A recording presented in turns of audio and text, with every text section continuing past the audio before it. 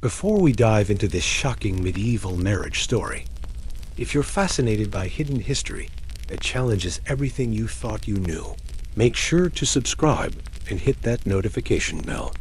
This channel uncovers the sophisticated systems behind seemingly primitive historical practices. And trust me, you don't want to miss what's coming next. You're 14 years old, and your father has just announced your engagement to someone you've never met. The groom is 45, lives 3 kingdoms away, and his primary attraction isn't his charm or good looks. It's the 500 acres of fertile farmland and trading rights that come with marrying into his family. Welcome to medieval marriage, where love was a luxury most people couldn't afford, and weddings were boardroom meetings disguised as religious ceremonies. But here's what will shock you. This system wasn't as heartless as it sounds. Medieval marriage contracts were sophisticated legal instruments that protected women's rights in ways modern marriage sometimes doesn't. They guaranteed financial security, established inheritance rights, and created social safety nets that could mean the difference between prosperity and starvation. By the end of this documentary, you'll discover how medieval couples negotiated prenups that would make modern lawyers weep with envy, why arranged marriages often led to stronger relationships than romantic ones, and which medieval marriage practices are making a comeback in today's world. This isn't a story about oppressed women and heartless patriarchs. It is the untold history of how medieval Europe created the most complex marriage system in human history, where every wedding was a merger, every dowry was an investment portfolio, and every bride and groom were CEOs negotiating the deal of their lifetimes. Forget everything you think you know about medieval romance.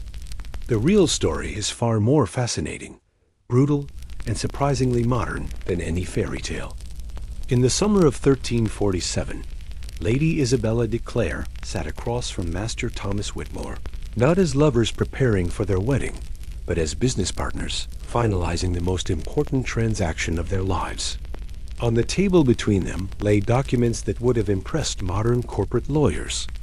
Detailed inventories of land holdings, livestock counts, trading privileges, debt obligations, and inheritance rights that would govern their union for the next 40 years. This wasn't an exception. It was the norm. Medieval marriage was first and foremost an economic institution designed to transfer wealth, consolidate property, and create strategic alliances between families, guilds, and even nations. Love, if it developed at all, was considered a pleasant bonus rather than a prerequisite. The economic foundations of medieval marriage were rooted in harsh practical realities. In a world without banks, insurance companies, or government social services, families served as the primary economic unit for survival and prosperity. Marriage wasn't just joining 2 people. It was merging 2 economic enterprises with all the complexity that modern corporate mergers entail. The dowry system formed the backbone of these economic arrangements. Unlike the popular misconception that dowries were simply payments to get rid of unwanted daughters, they functioned as sophisticated financial instruments that served multiple purposes. The bride's family provided cash, property, or valuable goods that established the new couple's economic foundation, while demonstrating the bride as family, as wealth and social status. But dowries weren't one-way transactions. The groom's family provided a dower, a guaranteed portion of the husband's estate that would support the wife if she became widowed.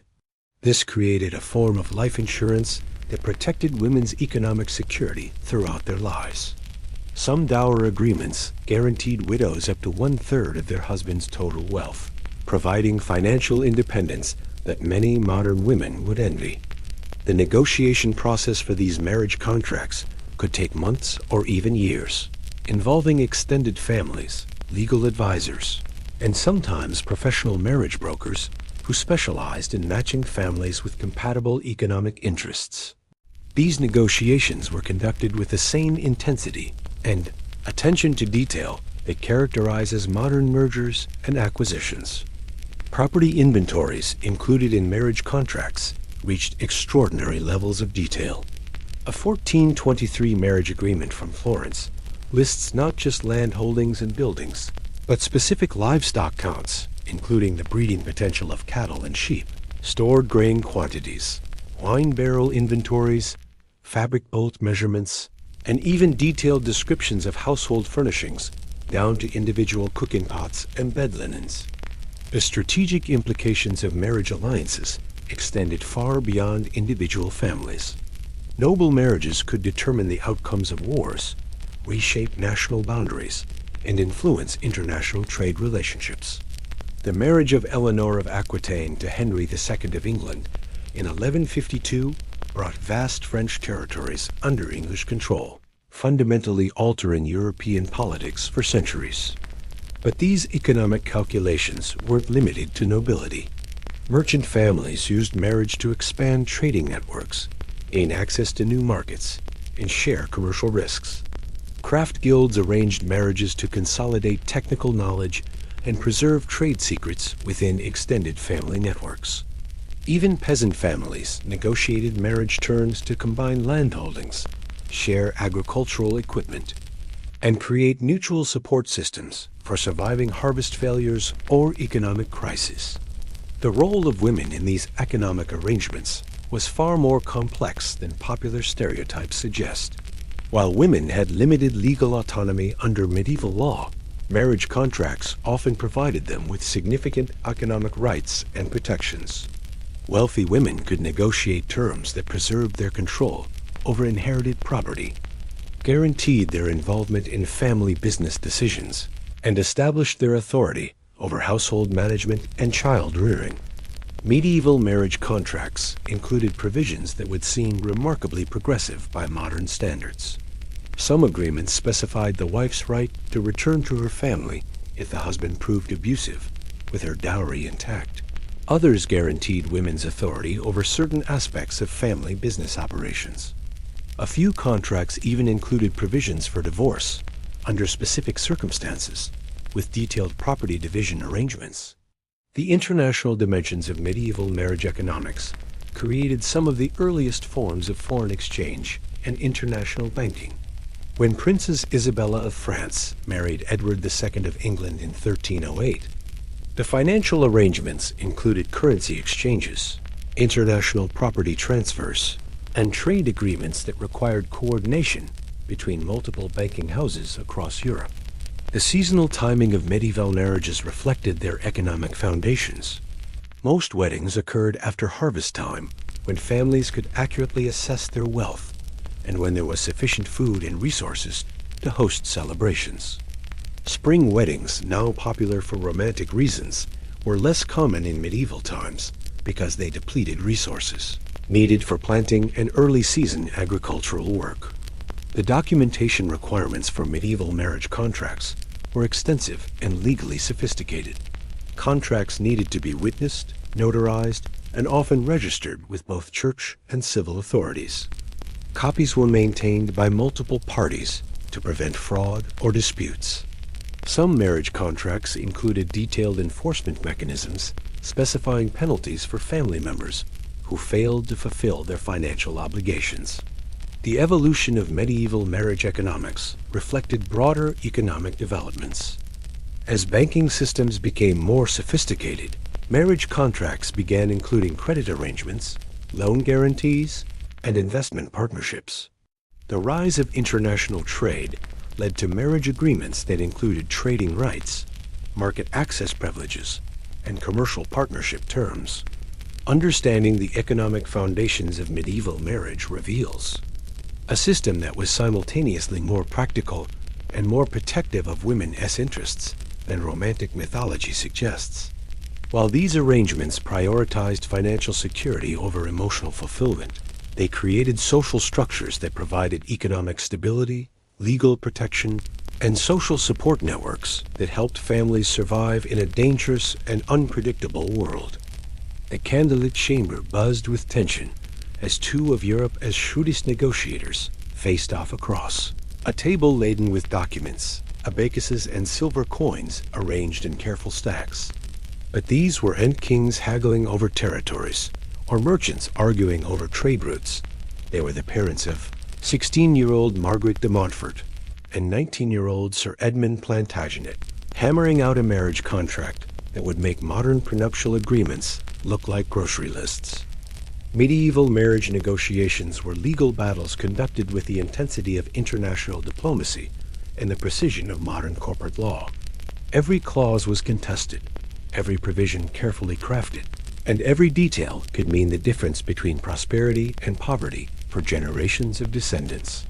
The process typically began months or years before the actual wedding, initiated by professional marriage brokers who maintained detailed knowledge of eligible matches across multiple kingdoms. These brokers, part genealogist, part financial advisor, part spy, compiled dossiers on potential partners that included family wealth assessments, political connections, health histories, and even personality evaluations based on reports from servants and neighbors. The initial negotiations focused on the fundamental economic terms: dowry amounts, dower provisions, and property transfers. But the complexity went far beyond simple wealth exchange. Medieval marriage contracts addressed inheritance rights, not just for the immediate couple, but for their potential children, grandchildren, and even illegitimate offspring. They specified custody arrangements if parents died, educational responsibilities for heirs, and financial obligations that could extend decades into the future. A surviving contract from 1389 illustrates the extraordinary detail these agreements could contain. The marriage between Lady Joan de Beaufort and Sir Robert Ferrers included provisions specifying that Joan would retain control over her morning prayers routine, apparently a contentious issue, that Robert would provide her with 2 horses of her choosing, that any daughters would receive dowries equal to 1/4 of the family estate, and that if Joan died in childbirth, her personal jewelry would be distributed according to a specific list that named individual pieces and their intended recipients. The negotiation of sexual and reproductive obligations might seem crude by modern standards, but they reflected practical concerns about inheritance and family continuity. Contracts sometimes specified minimum frequencies for marital relations, requirements for the husband to be present during certain seasons to maximize conception chances, and even provisions for what would happen if one spouse proved infertile. These were unromantic considerations, but essential business terms in societies where family lines determined political power and economic survival. Property rights negotiations could become extraordinarily complex when both parties brought significant wealth to the marriage. The 1345 marriage contract between Isabella de Spencer and Richard Fitzalan required a separate 47-page document just to enumerate the land holdings, castles, manor houses, and commercial properties being consolidated. The agreement included detailed maps, boundary descriptions, and provisions for resolving potential territorial disputes between their respective vassals. Medieval women, despite legal limitations, often participated directly in these negotiations through appointed representatives or trusted advisors. Some contracts include provisions clearly reflecting female priorities: guaranteed access to religious instruction, specific requirements for household management authority, protection of personal servants and companions, and sometimes even clauses preserving the right to return to their birth families under certain circumstances. The role of witnesses in medieval marriage negotiations was crucial and complex. Unlike modern contracts, where witnesses simply observed signing, medieval marriage witnesses were expected to memorize key contract terms and serve as living backup copies in case documents were lost or destroyed. Some negotiations required witnesses from multiple social classes: nobles for political terms, clergy for moral obligations, and merchants for commercial arrangements. International marriages required negotiations that resembled modern trade agreements more than romantic arrangements. When Catherine of Aragon was betrothed to Prince Arthur of England in 1497, the negotiations involved currency exchange rates, trade privileges between Spain and England, diplomatic immunity provisions for Catherine's Spanish household staff, and complex arrangements for what would happen if the political alliance between the kingdoms failed. The enforcement mechanisms written into medieval marriage contracts were sophisticated and sometimes ruthless. Families that failed to fulfill their obligations could face property seizure, excommunication, banishment, or even military action. Some contracts included provisions for third-party arbitration by church authorities or royal courts, while others specified elaborate penalty systems with escalating consequences for different types of default. The timing of payments and property transfers was carefully orchestrated to minimize risk for all parties. Dowry payments were often structured in installments, tied to specific milestones: betrothal, wedding ceremony, consummation, first pregnancy, birth of first child, and sometimes annual payments continuing for years. This protected families from total loss if marriages failed early, while ensuring ongoing commitment to the relationship as success. Medieval marriage contracts addressed potential deal breakers with remarkable foresight. Provisions covered scenarios including spouse's death before consummation, discovery of undisclosed debts, failure to produce heirs, religious conversion, treason accusations, and even personality changes due to illness or injury. The 1423 marriage contract between Lord Geoffrey de Clare and Lady Anne Mortimer included a specific clause addressing what would happen if either party developed leprosy, a real concern in medieval Europe. The documentation and record-keeping requirements for these negotiations generated enormous archives of legal precedents that influenced family law for centuries. Multiple copies of contracts were maintained by church authorities, royal courts, family archives, and sometimes guild records. These documents provide modern historians with extraordinarily detailed insights into medieval economic structures, social relationships, and legal thinking. The professional specialists involved in medieval marriage negotiations included not just families and clergy, but legal experts, property assessors, genealogists, and even physicians who evaluated the health and reproductive prospects of potential spouses. Some negotiations required consulting astrologers to determine optimal wedding dates based on celestial influences believed to affect marital success and fertility. The evolution of medieval marriage negotiations reflected changing economic and social conditions. Early medieval contracts were relatively simple agreements focused on basic property transfers and political alliances. By the late medieval period, they had evolved into complex financial instruments addressing international commerce, banking relationships, and sophisticated investment strategies that wouldn't have seemed out of place in modern corporate boardrooms.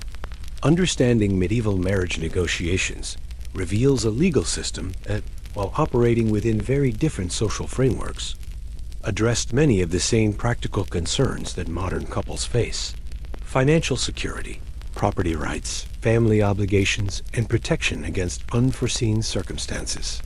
The medieval approach prioritized legal clarity and economic stability over romantic feelings, but it created marriage structures that often provided greater security and defined expectations than many modern relationships achieve.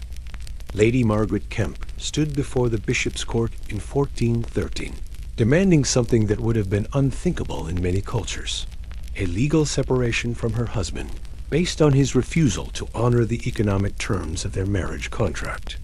What happened next challenges everything modern people think they know about medieval women's rights. The court ruled in her favor, granted her petition, and ordered her husband's property seized to compensate her for his failures as a spouse. Medieval marriage law, despite operating within patriarchal social structures, often provided women with legal protections and economic rights that wouldn't be matched in many Western countries until the 20th century. The key difference was that these rights were embedded in the economic framework of marriage contracts, rather than arising from concepts of individual autonomy or gender equality. The legal concept of coverture, the idea that a married woman's legal identity was absorbed into her husband's, is often cited as evidence of medieval women's powerlessness. But the reality was far more complex. While coverture limited women's independent legal actions, marriage contracts frequently established specific areas where wives retained autonomous authority. Household management, children's education, religious observances, and sometimes even business operations. Medieval dower rights were among the strongest property protections available to any group in medieval society. Upon marriage, husbands were legally required to designate specific properties or income streams that would support their wives if widowed. These dower assignments couldn't be sold, traded, or used as collateral without the wife's explicit consent, even by the husband himself. Some dower arrangements gave widows lifetime control over up to 1/3 of their deceased husband's total estate. The enforcement of women's marriage contract rights was surprisingly robust. Church courts, which had jurisdiction over marriage disputes, developed extensive case law protecting wives from husbands who violated their economic obligations. A 1397 case from the Diocese of York shows the court ordering a husband to provide his wife with a specific number of servants, quality of clothing, and dietary provisions specified in their marriage contract, and threatening excommunication if he failed to comply. Medieval marriage contracts often included provisions that would be considered feminist victories by modern standards. Some agreements guaranteed wives the right to return to their birth families if husbands proved physically abusive, with their entire dowries intact. Others established women's authority over specific aspects of family business, including the right to hire and fire servants, make purchasing decisions for household goods, and even negotiate certain types of commercial contracts. The concept of paraphernalia, a wife's personal property that remained under her control throughout marriage, provided medieval women with economic independence that many modern wives lack. Paraphernalia typically included jewelry, clothing, books, religious items, and sometimes horses or other valuable possessions. Husbands had no legal right to sell, use, or dispose of their wives' paraphernalia without permission, and these items automatically returned to the woman's birth family if she died childless. Medieval widowhood, while emotionally challenging, often provided women with unprecedented legal and economic freedom. Widows inherited not just their dower rights, but also their deceased husband's legal status, allowing them to conduct business, own property, sue in courts, and make contracts independently. Some medieval widows became among the wealthiest and most powerful people in their communities, controlling vast business enterprises and wielding significant political influence. The legal procedures for enforcing women's marriage rights were well developed and regularly used. Church court records from across medieval Europe document thousands of cases where women successfully sued their husbands for contract violations, non-payment of promised support, or failure to provide agreed-upon living conditions. These were rare exceptions, but routine legal proceedings that demonstrate the practical enforceability of women's contractual rights. Medieval marriage law recognized several grounds for divorce that prioritized women's economic and physical security. Marriages could be dissolved if husbands failed to provide promised financial support, abandoned their wives for extended periods, committed adultery in ways that threatened family property rights, or engaged in business practices that endangered family wealth. While religious restrictions made divorce difficult, legal separation with property division was relatively common. The international dimensions of medieval women's marriage rights created some of the earliest forms of international family law. When noble women married across national boundaries, their marriage contracts often included provisions specifying which kingdom's laws would govern property disputes, inheritance questions, and potential divorce proceedings. These agreements established legal precedents for resolving cross-border family disputes that influenced international law for centuries. Medieval guild systems often provided additional protections for married women through professional associations that operated parallel to marriage law. Guild widows frequently inherited their deceased husband's business licenses, workshop access, and professional privileges. Some guilds required new members to marry widows of deceased craftsmen as a form of social insurance that guaranteed women's economic security while preserving technical knowledge within guild families. The role of women's families in enforcing marriage contract rights was institutionalized in medieval legal systems. A wife's birth family retained legal standing to intervene if her husband violated contract terms, and they had both the right and obligation to provide her with alternative support if marriage arrangements failed. This created extended family networks with legal responsibilities that could span multiple generations. Medieval marriage contracts sometimes included provisions that established women's roles in their husbands' political activities. Noble wives might be granted specific diplomatic duties, authority to negotiate certain types of treaties, or responsibility for managing particular territories during their husbands' absences. These weren't ceremonial roles, but genuine political responsibilities with legal backing and enforcement mechanisms. The education and training provisions in medieval marriage contracts often prioritized women's development in ways that contradicted stereotypes about medieval attitudes toward female learning. Some contracts required husbands to provide their wives with access to religious instruction, literacy training, or specialized skills like accounting or languages. These provisions recognized that educated wives were more valuable business partners and more capable household managers. Medieval pregnancy and childbirth rights were sophisticated legal concepts that protected women during their most vulnerable periods. Marriage contracts often specified additional support requirements during pregnancy, guaranteed access to midwives and medical care, and established provisions for extended recovery periods after childbirth. Some contracts even included specific dietary requirements and activity restrictions, designed to protect maternal and infant health. The legal concept of necessaries, goods, and services that husbands were required to provide regardless of their personal financial circumstances gave medieval wives practical economic power that operated independently of their husband's goodwill. If a husband refused to provide necessaries, wives could purchase them independently, and the vendors could legally collect payment directly from the husband's property, even without his consent. Understanding medieval women's marriage rights reveals a legal system that, while operating within very different social assumptions than modern law, often provided practical protections and economic securities that many contemporary women would find attractive.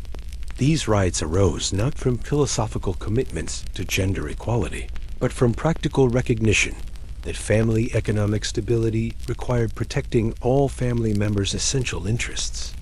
The decline of some medieval women as marriage rights occurred not during the medieval period itself, but during the early modern era, when changing legal theories and social structures gradually eroded some of the economic protections that medieval marriage contracts had established. Modern feminist legal scholars increasingly study medieval marriage law as a source of ideas for strengthening contemporary women's economic rights within marriage. Sir Geoffrey de Montfort had never seen his bride before their wedding day, yet their marriage lasted 42 years and produced 8 children who all described their parents as devoted companions. Lady Eleanor Plantagenet, by contrast, married for passionate love against her family's wishes, and spent the next 15 years in a turbulent relationship marked by financial instability, social isolation, and bitter legal disputes that left their children impoverished. These contrasting stories illuminate one of medieval society's most misunderstood aspects. The relationship between arranged marriages and romantic love was at the simple opposition that modern people imagine. Medieval Europeans developed sophisticated approaches to managing both practical necessities and emotional fulfillment within marriage structures that prioritized family stability over individual desires. The medieval understanding of love itself differed fundamentally from contemporary romantic ideals. Medieval literature distinguished between several types of love: caritas, spiritual love; amor, passionate desire; and affectio, steady companionship. Marriage was typically built on affectio, a kind of deep affection and mutual respect that could develop between people who shared life as practical challenges and worked together toward common goals. Medieval arranged marriages weren't typically the brutal forced unions that popular culture depicts. Most arrangements involved extensive consultation between families and potential spouses, with either party having veto power over particularly objectionable matches. The goal wasn't to ignore personal preferences, but to find compatible partners whose marriage would serve both individual and family interests while providing foundation for affection to develop naturally. The courtship process in medieval arranged marriages could extend for months or years, providing opportunities for couples to develop genuine affection before marriage. Betrothed couples often exchanged letters, gifts, and visits that allowed them to discover shared interests and build emotional connections. Some medieval letters between betrothed couples revealed deep affection, intellectual compatibility, and genuine excitement about their future together. Medieval marriage manuals and advice literature emphasized the importance of developing love within marriage rather than expecting it to exist beforehand. These texts taught couples techniques for building emotional intimacy, managing disagreements constructively, and maintaining affection throughout the practical challenges of shared life. The medieval approach treated love as a skill to be learned rather than a feeling to be discovered. The success rates of medieval arranged marriages, while impossible to measure statistically, appear to have been quite high based on available evidence. Divorce and separation were relatively rare. Families typically produced multiple children over extended periods, and surviving personal documents often describe long-term marital satisfaction. Many couples who married for practical reasons developed deep emotional bonds that lasted throughout their lives. The role of extended families in supporting arranged marriages created social structures that helped couples navigate challenges and build lasting relationships. Both families had invested interests in marriage success, providing resources, advice, and intervention when problems arose. This support system often proved more effective than relying solely on romantic attraction to sustain relationships through difficult periods. Medieval literature's emphasis on passionate love affairs, courtly romance, tragic lovers, forbidden passions, actually reinforced the practical wisdom of arranged marriage by showing the destructive potential of uncontrolled romantic emotion.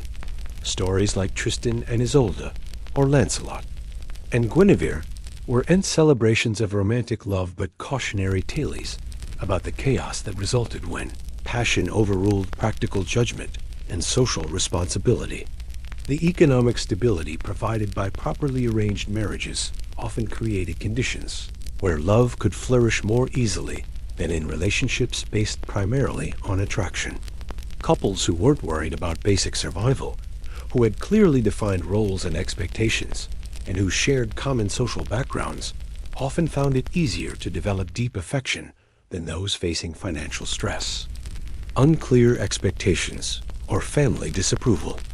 Medieval women's perspectives on arranged versus romantic marriage, while rarely recorded directly, can be inferred from legal records, personal correspondence, and literary sources. Many women seem to have preferred arrangements that provided security and social status over uncertain, romantic adventures that might leave them economically vulnerable. The practical benefits of stable marriage often outweighed the emotional appeal of passionate but unstable relationships. The age difference is common in medieval arranged marriages, often involving teenage brides and older grooms, created power imbalances that could inhibit romantic development. However, these arrangements sometimes evolved into mentor-student relationships where older husbands provided education and guidance that helped younger wives develop confidence and capabilities that strengthened their marriages over time. Medieval religious teaching about marriage emphasized companionate love over passionate desire, encouraging couples to view their relationships as spiritual partnerships focused on mutual support and shared service to God. This theological framework provided couples with relationship ideals that emphasized loyalty, patience, and gradual deepening of affection rather than intense romantic feelings that might fade over time. The seasonal and life cycle aspects of medieval marriage provided opportunities for relationships to evolve and deepen over decades.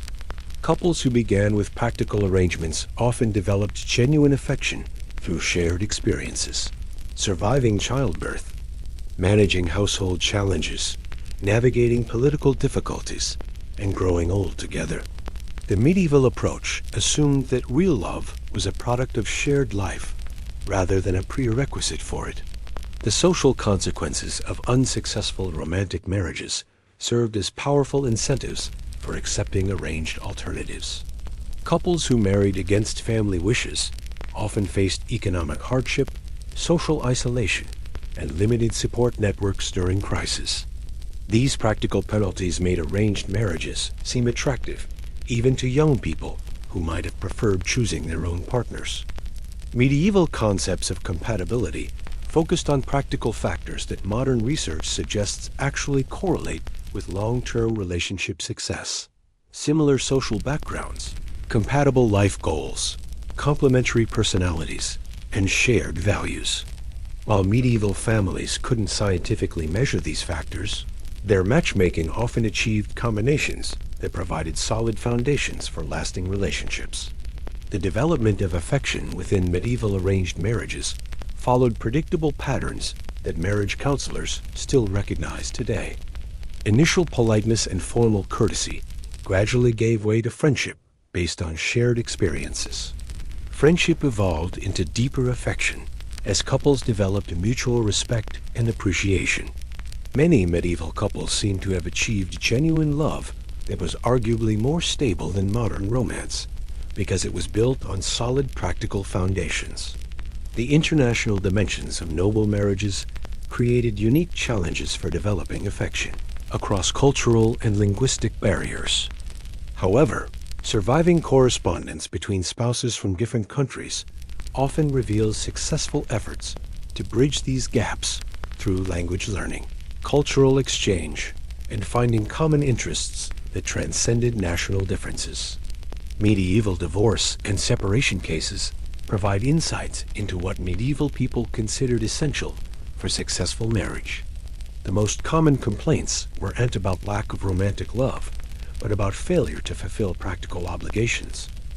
Inadequate financial support, neglect of household duties, absence from home, or cruel treatment.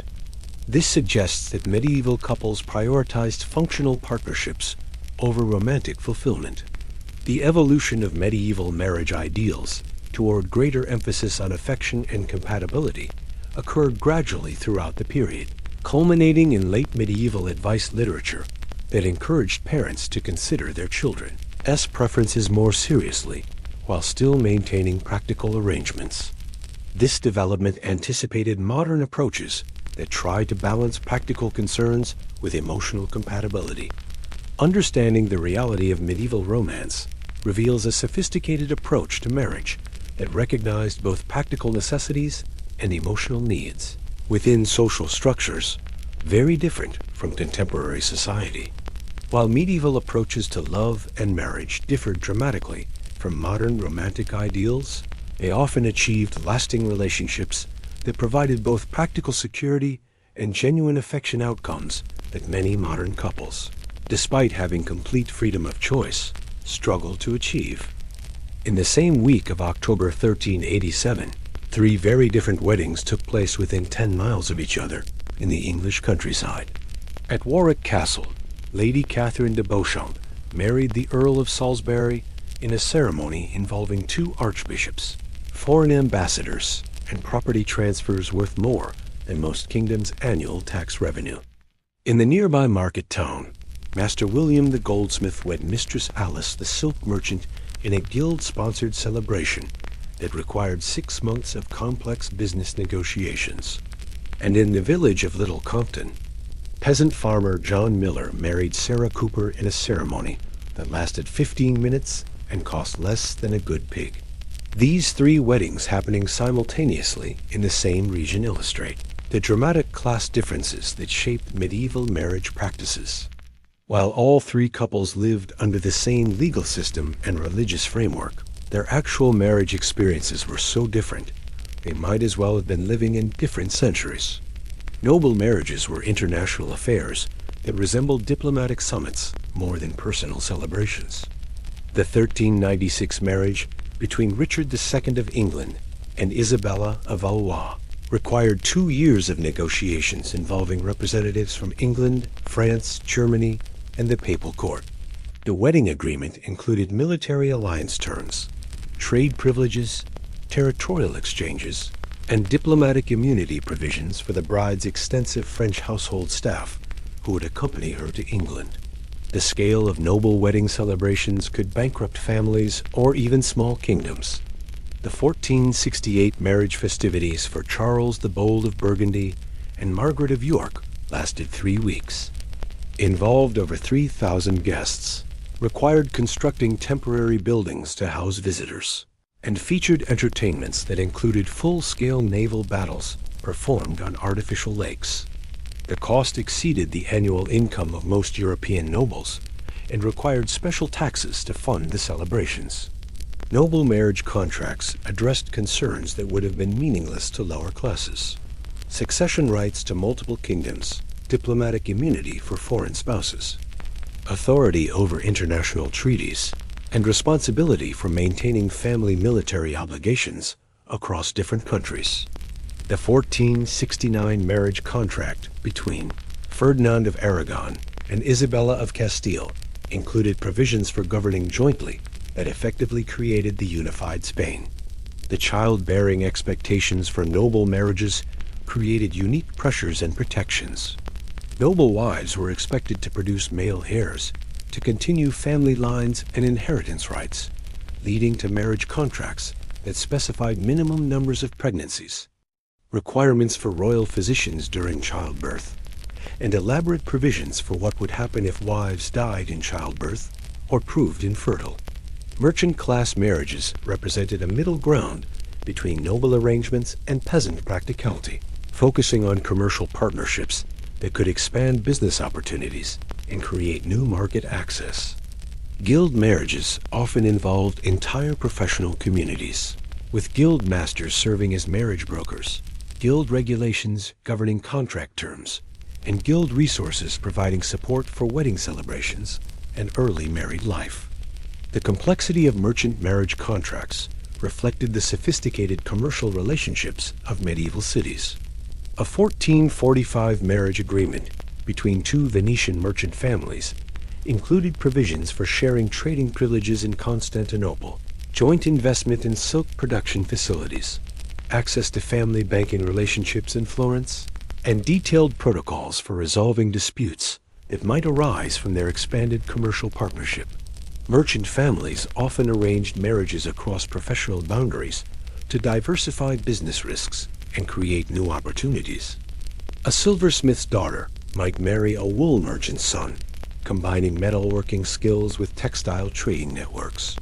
These cross-industry marriages required complex negotiations about how different types of business knowledge and commercial relationships would be integrated and managed.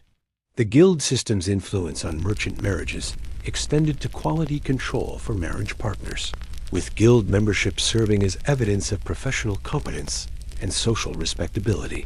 Guild regulations sometimes specified minimum wealth requirements for members' children's marriages, ensuring that guild families maintained appropriate social status and business capabilities. Urban merchant marriages developed unique approaches to balancing business needs with personal preferences. Unlike nobles, who rarely met before their weddings, merchant couples often worked together in family businesses before marriage, allowing them to assess compatibility and develop affection based on shared professional interests and complementary skills. Peasant marriages, while economically crucial for survival, were far simpler in legal structure and celebration. Most peasant couples couldn't afford lengthy negotiations or elaborate contracts, instead relying on community witnesses and simple agreements about land use, livestock sharing, and mutual support obligations. However, these marriages often achieved genuine partnerships based on shared labor and common challenges. The timing of peasant marriages followed agricultural cycles rather than diplomatic or commercial considerations. Most peasant weddings occurred after harvest season, when families could assess their economic situation accurately and when there was sufficient food available for modest celebrations. The practical constraints of agricultural life made extended courtship periods or elaborate ceremonies impractical for most rural couples. Peasant marriage contracts, when they existed at all, focused on immediate survival concerns: which family would provide housing, how livestock and tools would be shared, who would care for elderly parents, and how children from previous marriages would be supported. These agreements were usually oral, witnessed by community members, and enforced through social pressure rather than formal legal proceedings. The role of lords and landowners in peasant marriages varied significantly by region and local customs. Some feudal systems required lords' permission for peasant marriages, especially if they involved moving between different manors. Others imposed marriage taxes or fees that represented significant expenses for poor families. However, lords also sometimes facilitated marriages by providing land grants or other support that helped new couples establish independent households. The differences in women's marriage experiences across social classes were dramatic. Noble women often had more theoretical rights, but less practical freedom, bound by international political considerations and family dynasty concerns. Merchant women frequently participated directly in marriage negotiations and maintained involvement in family businesses after marriage. Peasant women, while having the least legal protection, often enjoyed more practical equality in marriage partnerships based on shared agricultural labor. The legal procedures for marriage varied significantly by social class, with nobles requiring extensive documentation, witness requirements, and formal registration with both church and civil authorities. Merchant marriages involved guild oversight and commercial documentation. Peasant marriages often relied on community recognition and informal ceremonies that might not be formally recorded anywhere. The economic support systems for marriage differed dramatically across classes. Noble marriages involved international banking arrangements and property transfers worth kingdoms. Merchant marriages utilized guild resources and commercial credit networks. Peasant marriages depended on extended family support and community mutual aid systems that provided survival assistance during economic crises. The education and preparation for marriage reflected class differences in available resources and expectations. Noble children received extensive tutoring in languages, diplomacy, and international customs needed for their marriages. Merchant children learned business skills and commercial practices. Peasant children primarily learned agricultural and household management skills through direct family instruction. The dissolution procedures for failed marriages showed sharp class distinctions. Nobles could petition church courts for expensive annulment proceedings that might take years and require international diplomatic intervention. Merchants could utilize guild mediation services and commercial arbitration systems. Peasants often relied on informal community pressure and simple separation arrangements that might not be legally recognized. Understanding class differences in medieval marriage reveals how the same institution could function completely differently depending on social and economic circumstances. While all medieval marriages shared certain legal and religious frameworks, their practical implementation varied so dramatically that noble, merchant, and peasant marriages were essentially different institutions operating under the same name. These class differences in marriage practices created distinct cultural traditions that influenced social development, economic structures, and family relationships throughout medieval society. The approaches developed by different social classes provided models for managing the universal human challenges of partnership, family formation, and economic security within very different resource constraints and social expectations. Lady Joan de Clare stood before the ecclesiastical court in Canterbury, armed with documents, witnesses, and legal arguments that would have impressed modern divorce attorneys. The year was 1389, and what she was attempting, dissolution of her marriage to Lord Geoffrey de Montfort, required navigating one of medieval Europe's most complex legal systems. By the time her case concluded 18 months later, she would have her freedom, most of her property, and custody of her 3 children. Medieval divorce might have been difficult, but it wasn't impossible. The popular belief that medieval marriages were permanent bonds that could never be broken stems from misunderstanding the sophisticated legal mechanisms that medieval society developed for ending unsuccessful unions. While the Catholic Church's prohibition of divorce required creative legal approaches, medieval courts handled thousands of marriage dissolution cases using procedures that were often more comprehensive than modern divorce law. The most common form of medieval marriage dissolution was annulment, a legal declaration that the marriage had never been valid in the first place. Unlike divorce, which ended a legitimate marriage, annulment erased the marriage entirely from legal existence. This theological distinction allowed the Church to maintain its position on marriage permanence, while providing practical solutions for couples trapped in impossible situations. Medieval annulment law recognized numerous grounds that made marriages invalid from the beginning. Consanguinity blood relationship within forbidden degrees was the most commonly cited reason, partly because medieval genealogical records were often incomplete, making it relatively easy to discover, or claim to discover, prohibited relationships. The prohibited degrees extended to 4th cousins, making most noble families technically related within forbidden limits. Affinity relationship through marriage provided another common annulment ground. If either spouse had previously been married to someone related to their current partner, the marriage was invalid.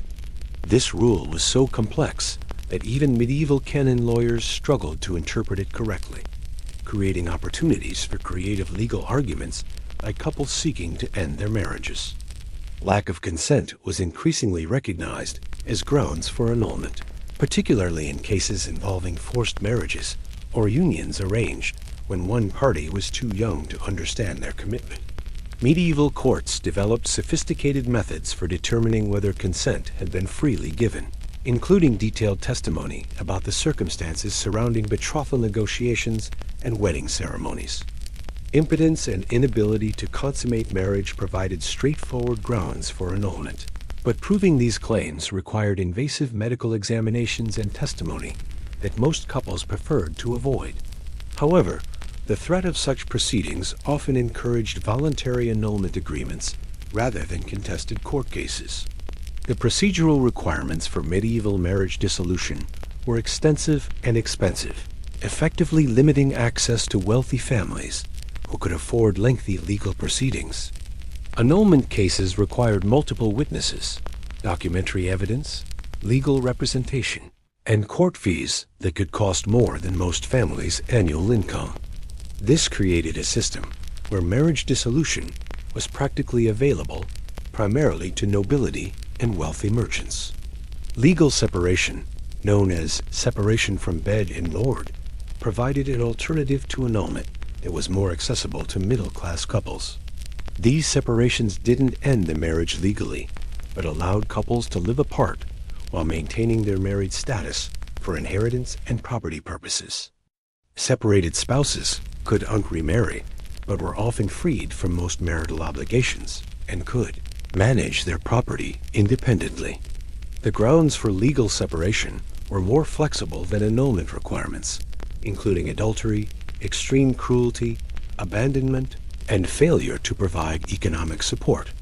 Church courts regularly granted separation orders that included detailed provisions for property division, child custody, and ongoing financial obligations.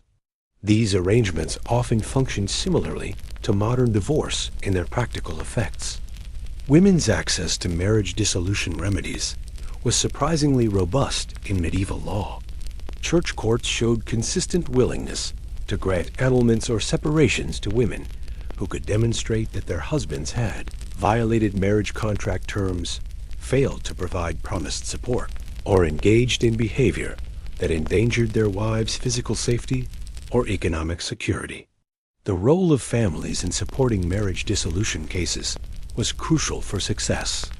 Annulment proceedings required extensive testimony about family genealogies, marriage negotiations, and wedding circumstances. Family members who had participated in marriage arrangements often provided the most compelling evidence for invalidity claims, making family support essential for successful cases. International marriage dissolution cases presented unique challenges when spouses came from different kingdoms with varying legal systems.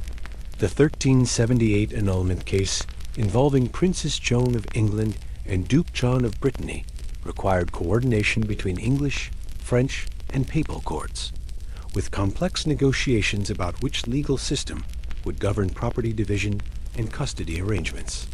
The economic consequences of medieval marriage dissolution were substantial and carefully regulated.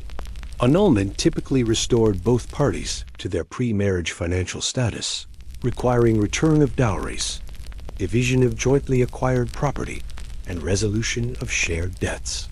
Legal separation maintained most economic relationships while providing for separate maintenance and management of individual assets. Child custody arrangements in medieval marriage dissolution cases followed principles that prioritized children's economic security and social status over parental preferences. Noble children typically remained with fathers who could provide appropriate education and social advancement. Children of merchant families might be divided between parents based on their training needs and business inheritance prospects. The documentation requirements for medieval marriage dissolution generated extensive legal archives that provide detailed insights into marriage practices, family relationships, and social conflicts. Court records include transcripts of witness testimony, copies of marriage contracts, genealogical charts, property inventories, and correspondence between parties that reveal the intimate details of medieval family life. Professional specialization in marriage dissolution. Law created a class of expert canonists who developed sophisticated legal strategies for ending unwanted marriages. These specialists maintained detailed knowledge of successful case precedents, networking relationships with church court officials, and understanding of which arguments were most likely to succeed in different jurisdictions.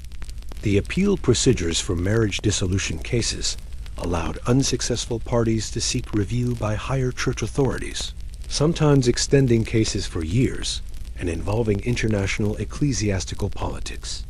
The complexity of these appeals required specialized knowledge of canon law, diplomatic relationships, and church hierarchy that only the most expensive legal specialists possessed. The social consequences of medieval marriage dissolution varied dramatically by gender and social class. Men who obtained annulments or separations typically faced few social penalties and could often remarry in the case of annulment or form new relationships without significant stigma. Women faced greater challenges, but successful dissolution could provide them with economic independence and social autonomy that married women rarely enjoyed. The regional variations in medieval marriage dissolution practices reflected differences in local legal traditions, church authority, and social customs. Italian courts were generally more liberal in granting annulments, while Northern European jurisdictions maintained stricter requirements.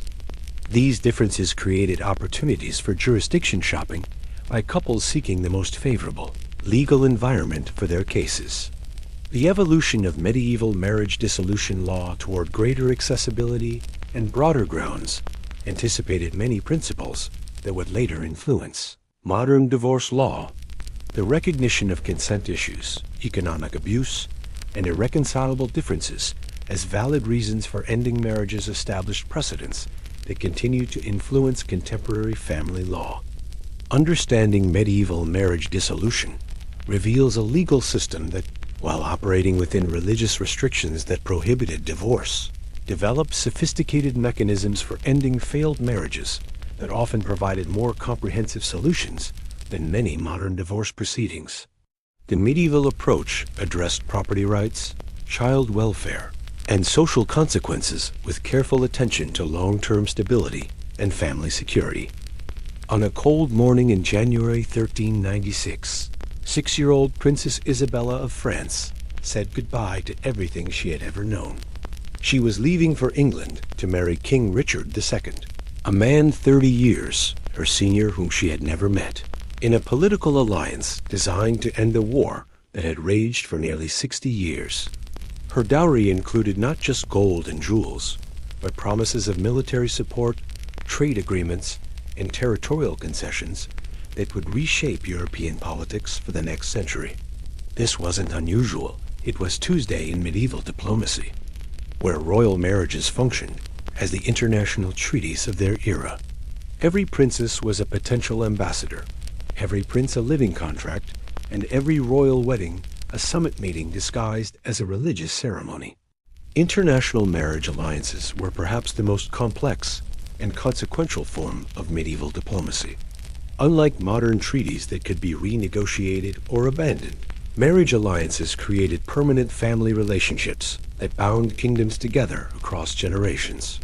The children of international marriages inherited claims to multiple thrones, creating networks of family obligations and inheritance rights that could trigger wars or prevent them for centuries. The negotiation process for international royal marriages resembled modern trade, agreements in their complexity and attention to detail.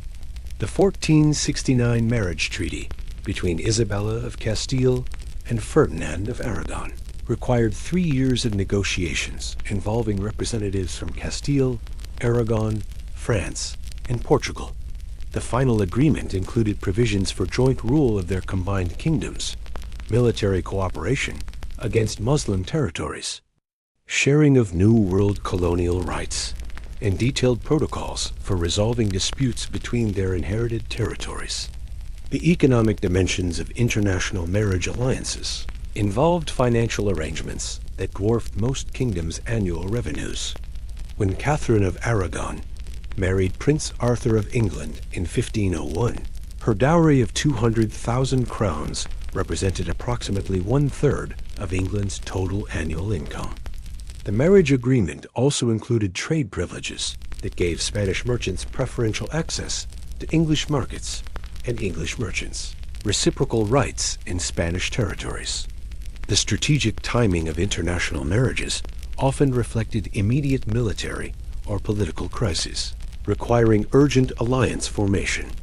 The 1420 marriage between Henry V of England and Catherine of Valois was negotiated as part of the Treaty of Troyes, which attempted to end the 100 Years' War by making Henry heir to the French throne.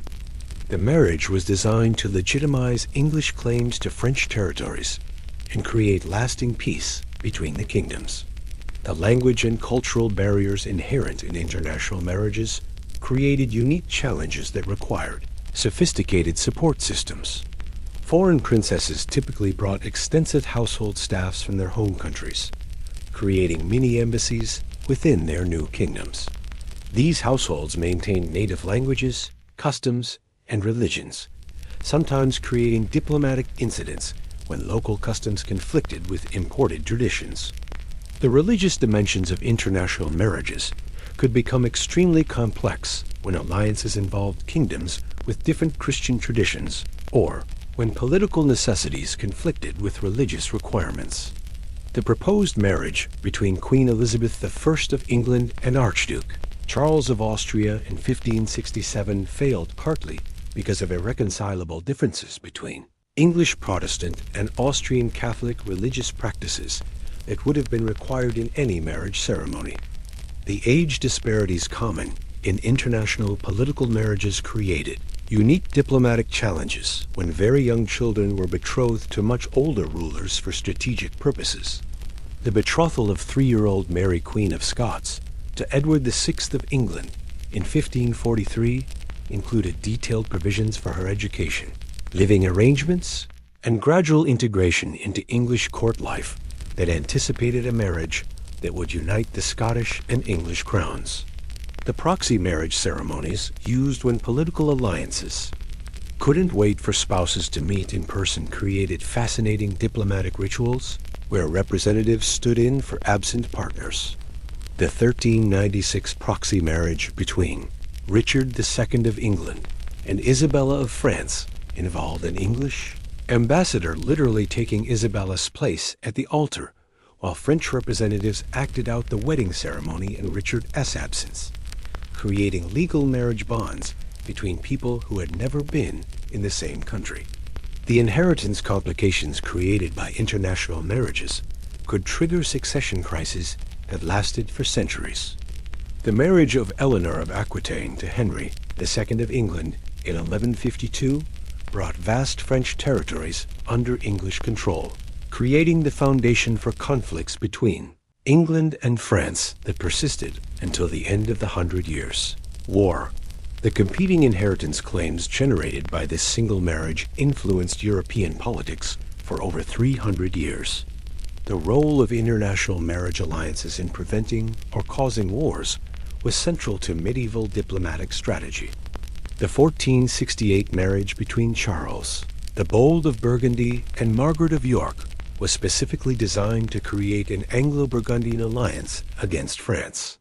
However, when Charles died without male heirs, the inheritance of Burgundian territories triggered conflicts between France and the Holy Roman Empire that reshaped European power balances.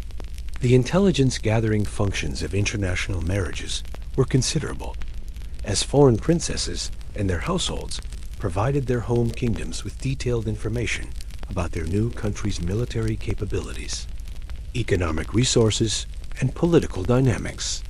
Marriage alliances created permanent diplomatic channels that operated independently of formal embassy systems and treaty negotiations. The failure mechanisms for international marriage.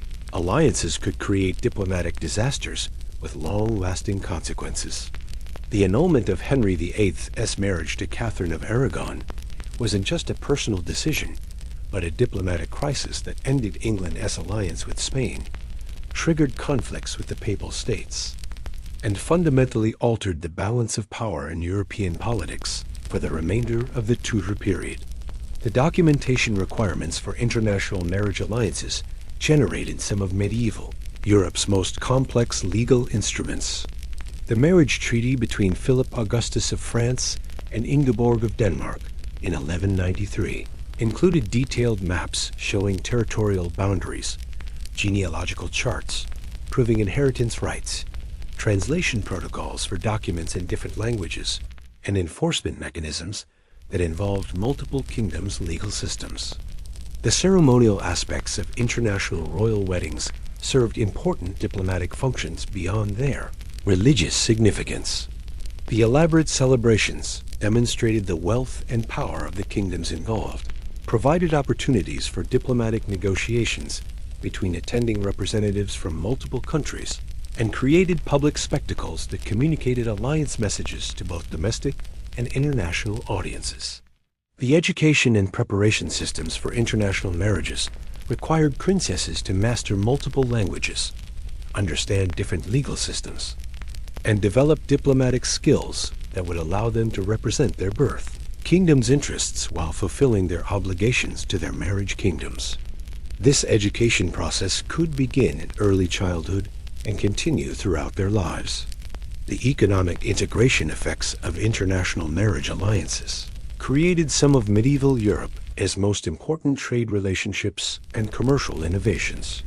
The marriage between Eleanor of Castile and Edward I of England in 1254 facilitated Spanish wool exports to English markets and English-manufactured goods access to Spanish territories, contributing to both kingdoms' economic development. The succession planning complications created by international marriages required sophisticated legal frameworks for managing competing inheritance claims when royal lines intersected across multiple kingdoms. The marriage between Joanna of Castile and Philip of Habsburg created inheritance situations that eventually led to the Habsburg-controlled Spanish territories and the creation of a European empire that lasted for centuries. The cultural exchange facilitated by international marriage alliances contributed to medieval Europe's artistic, intellectual, and technological development. Foreign princesses brought artists, scholars, and craftsmen to their new kingdoms, creating cultural syntheses that influenced architecture, literature, music, and scientific knowledge across national boundaries. Understanding international marriage alliances reveals how medieval diplomacy operated through personal relationships and family connections rather than abstract national interests. These alliances created human networks that transcended political boundaries and provided mechanisms for managing conflicts, sharing resources, and coordinating responses to common challenges that shaped European development throughout the medieval period. The legacy of medieval international marriage alliances persists in modern European royal families, whose genealogies still reflect the complex web of medieval political relationships.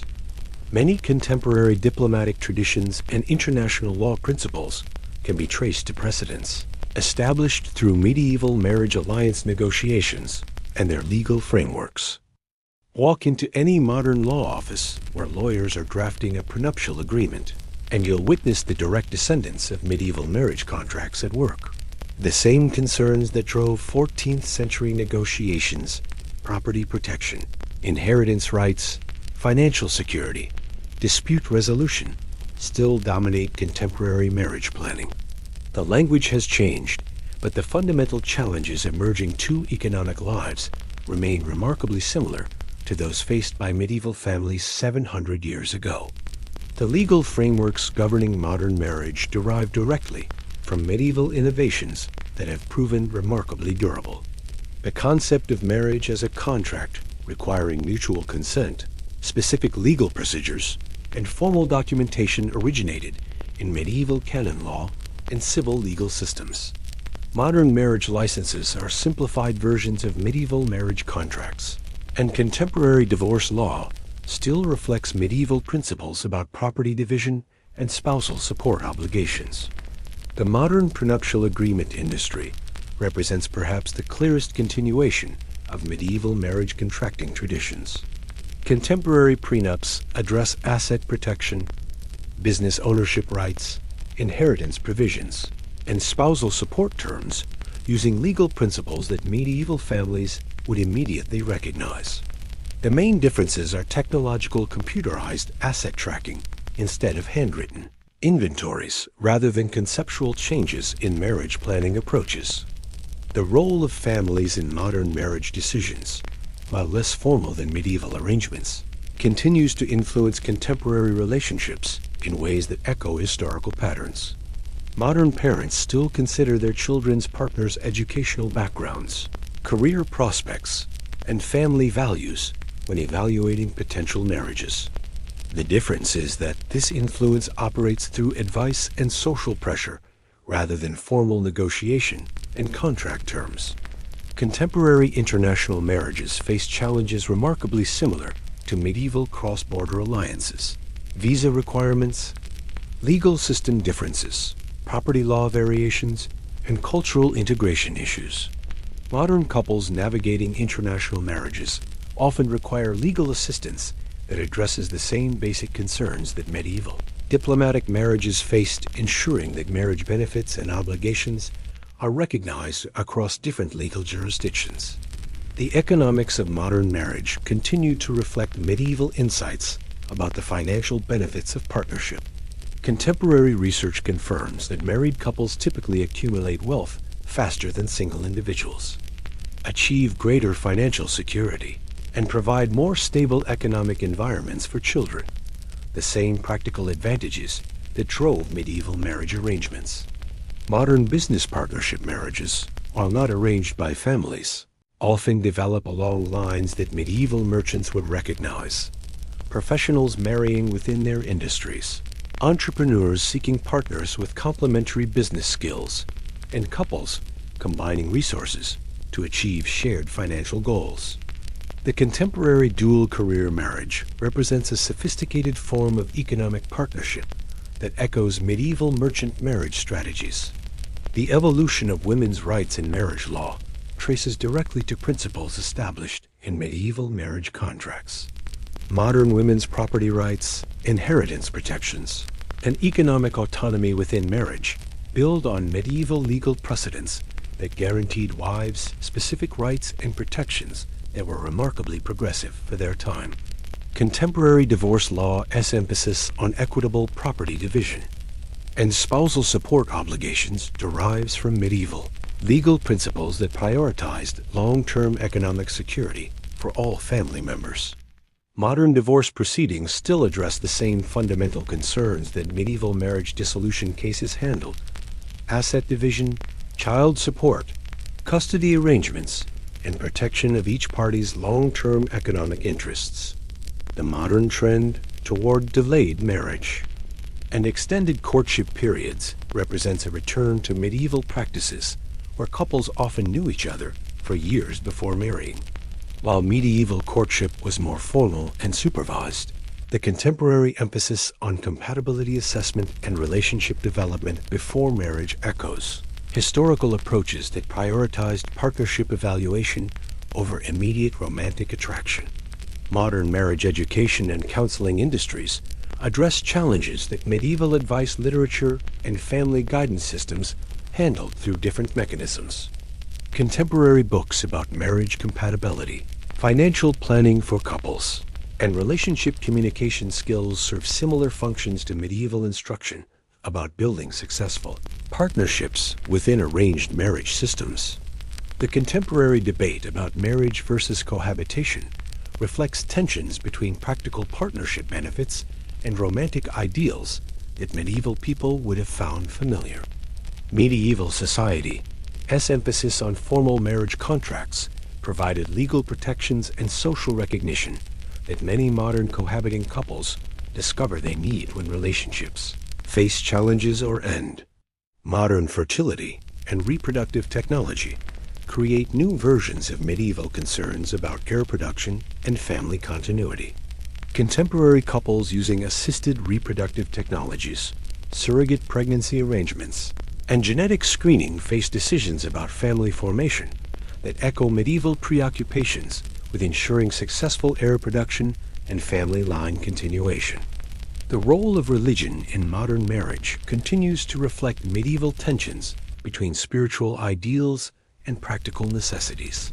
Contemporary religious marriage ceremonies and secular civil marriages represent different approaches to the same institutional recognition that medieval people sought through church and civil authorities. Modern destination weddings and elaborate wedding celebrations often serve social and economic functions similar to medieval marriage festivities, demonstrating family wealth and status, strengthening social networks, and creating public recognition of new alliance relationships between extended families and social groups. Contemporary marriage's emphasis on emotional intimacy and romantic love, while different from medieval approaches, has created new challenges that medieval people addressed through different means. Modern couples seeking lasting relationships often discover that the practical partnership skills that medieval marriages emphasized, shared financial management, complementary roles, family cooperation, remain essential for long-term success. The modern trend toward marriage contracts that address specific lifestyle preferences, career priorities, and personal boundaries represents a return to medieval approaches that specify detailed expectations and obligations. Within marriage relationships, contemporary couples who negotiate agreements about household responsibilities, career priorities, and family planning are using medieval marriage contracting principles adapted to modern circumstances. The persistence of arranged marriage practices in many contemporary cultures provides direct continuity with medieval traditions and offers comparison points for evaluating different approaches to marriage formation. Modern arranged marriages often incorporate romantic compatibility considerations while maintaining family involvement and practical evaluation that medieval systems emphasized. Contemporary academic research confirming the benefits of marriage for health, wealth, and longevity validates medieval practical wisdom about marriage advantages that drove historical marriage promotion. Modern social science has provided scientific explanations for benefits that medieval people observed empirically and incorporated into their marriage systems. The modern wedding industry, emphasis on personalization and unique ceremonies, represents a significant departure from medieval approaches that prioritized social recognition and legal formalization over individual expression. However, the underlying desire to mark marriage beginnings with meaningful rituals and community celebration remains consistent across historical periods. Understanding medieval marriage as influence on contemporary society reveals both continuities and changes that help explain modern relationship challenges and opportunities. While the social contexts have changed dramatically, many fundamental questions about partnership, family formation, and economic cooperation remain consistent throughout human history. The lessons from medieval marriage systems suggest that successful long-term relationships require attention to both practical and emotional dimensions, family and community support systems, clear expectations and obligations, and legal frameworks that protect all parties' essential interests. These insights remain relevant for contemporary couples navigating the challenges of creating lasting partnerships in a rapidly changing world. Modern society's relationship with medieval marriage traditions continues to evolve as contemporary couples rediscover the benefits of formal commitment ceremonies, detailed relationship planning, family involvement in partner selection, and practical approaches to building successful partnerships that prioritize long-term stability alongside immediate emotional satisfaction. As the bells toll midnight in our journey through medieval marriage, we arrive at a profound realization. Everything we thought we knew about love, marriage, and partnership in the Middle Ages was wrong. These weren't desperate business arrangements between heartless families trading daughters like livestock. They were sophisticated systems for creating stable, prosperous partnerships that often achieved both practical success and genuine affection more effectively than many modern marriages. Medieval marriage contracts were primitive documents. They were legal masterpieces that provided women with property rights, economic security, and social protections that wouldn't be matched in many Western countries until the 20th century. Medieval families were coldly calculating. They were carefully planning for their children's long-term happiness and security in ways that modern individualistic approaches often fail to achieve. The medieval understanding that marriage required practical foundations before romantic love could flourish has been validated by contemporary research, showing that shared values, compatible life goals, and financial stability correlate strongly with long-term relationship success. The medieval approach of building love within marriage, rather than expecting it to exist beforehand, may have been more psychologically sound than modern romantic ideals that create unrealistic expectations. The sophistication of medieval marriage law, with its detailed provisions for women's rights, property protection, child welfare, and dispute resolution, demonstrates a legal system that often provided better practical outcomes for families than the supposedly more enlightened approaches that followed.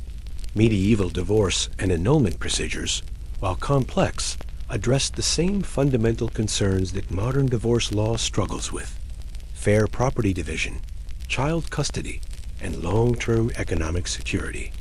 The international marriage alliances that shaped European politics for centuries illustrate the power of marriage as a diplomatic and economic institution. These arrangements created peaceful relationships between nations, facilitated cultural exchange, and established trade networks that contributed to medieval Europe's economic development. The personal costs were real, but so were the benefits for broader society.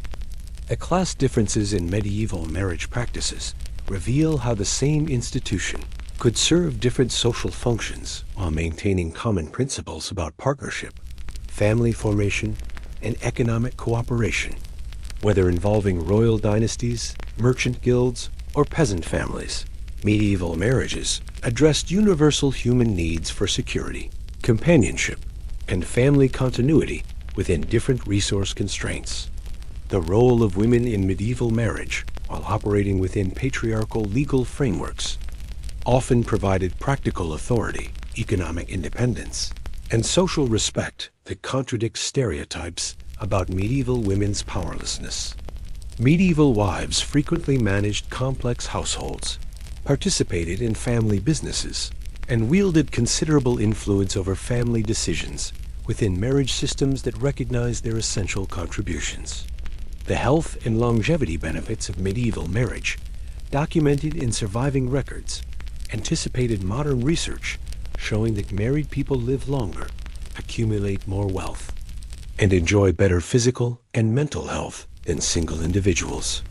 Medieval society's emphasis on marriage promotion may have been based on accurate observations about marriage benefits that contemporary science has confirmed. The legacy of medieval marriage in modern society extends beyond legal frameworks to include ongoing debates about the balance between individual autonomy and family obligations, the role of practical considerations versus romantic attraction in partner selection, and the benefits of extended family involvement in relationship decisions. Perhaps most importantly, medieval marriage history challenges contemporary assumptions about the inevitability of current approaches to relationships and family formation. The medieval experience demonstrates that successful marriages can be built on many different foundations, and that societies can develop marriage systems that serve both individual and community needs effectively. The medieval combination of practical marriage planning with genuine affection and partnership offers models for contemporary couples seeking to create stable, satisfying relationships. The emphasis on clear expectations, mutual obligations, family support, and long-term perspective may be more relevant to modern relationship success than purely romantic approaches that ignore practical realities. Medieval marriage's integration of economic, social, spiritual, and personal dimensions provides a holistic approach to partnership that contemporary couples might find valuable. The medieval understanding that successful marriage required attention to all aspects of life together, financial, social, spiritual, and emotional, offers comprehensive relationship planning that many modern couples lack. The international and cross-cultural aspects of medieval marriage demonstrate possibilities for creating successful partnerships across significant differences in background, culture, and life experience.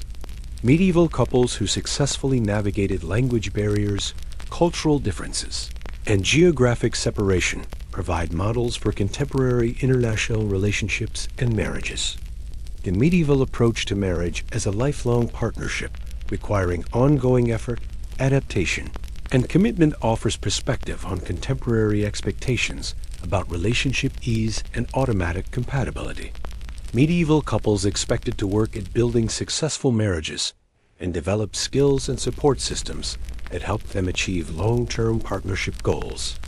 Understanding medieval marriage in its full complexity reveals a sophisticated institution that served multiple functions effectively: economic partnership, social alliance, legal protection, family formation, and often genuine companionship and affection.